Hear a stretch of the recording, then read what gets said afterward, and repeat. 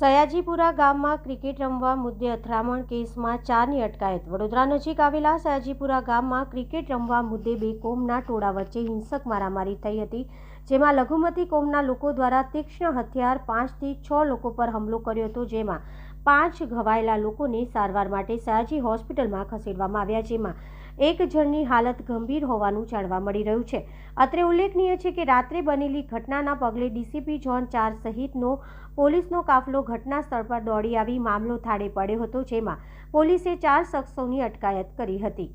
વડોદરા નજીક આવેલા સયાજીપુરા ગામે ક્રિકેટ રમવા મુદ્દે થયેલા ધીંગાણામાં રવિવારે મોડી રાતના હિન્દુ મુસ્લિમ કોમના ટોળા વચ્ચે હિંસક મારામારી થઈ હતી, જેમાં લઘુમતી કોમના ટોળા લોકો હથિયાર સાથે ધસી આવ્યા હતા અને હિન્દુ લોકો પર હિંસક હુમલો કર્યો હતો, જેમાં 5થી 6 લોકોને ઈજા પહોંચી સારવાર માટે હોસ્પિટલ ખસેડવામાં આવ્યા હતા। જોકે ઘટનાની જાણ થતાં પોલીસ કપુરાઈ સાથે ડીસીપી ઝોન 4 લીના પાટીલ પણ દોડી આવ્યા હતા અને મામલો થાળે પાડ્યો હતો, જેમાં કપુરાઈ પોલીસ દ્વારા લઘુમતી કોમના ટોળામાંથી હુમલાખોરોની ધરપકડ કરી છે, જ્યારે અન્ય હુમલાખોરો ફરાર થઈ ગયા હોય તેમને ઝડપી પાડવાના ચક્રો ગતિમાન કર્યા છે।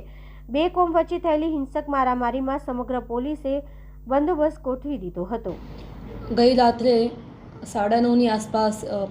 એક સયાજીપુરા ગામમાં બે જૂથ વચ્ચે માથાકૂટ થયેલી છે, જેમાં એક ગ્રુપમાં 5 જણા જે છે ઈજાગ્રસ્ત થયેલા છે અને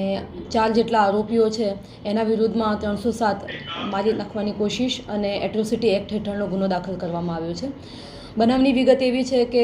સાંજના સમયે અમુક છોકરાઓ ક્રિકેટ રમતા હતા અને એ દરમિયાન બે વ્યક્તિઓ વચ્ચે બોલાચાલી થઈ હતી અને એ બોલાચાલીને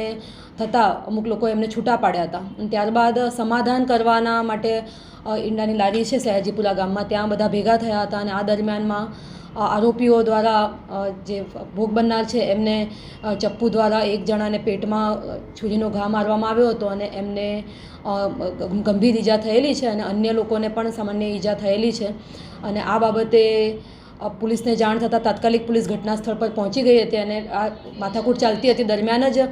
પોલીસ ત્યાં પહોંચી ગઈ હતી। બધાને છૂટા પાડીને આરોપીને ત્યાંથી લઈ આવેલા છે અને તમામ 4 આરોપીઓને ડિટેન કરી લેવામાં આવ્યા છે અને ફરિયાદ દાખલ કરીને આગળની કાર્યવાહી ચાલી રહી છે।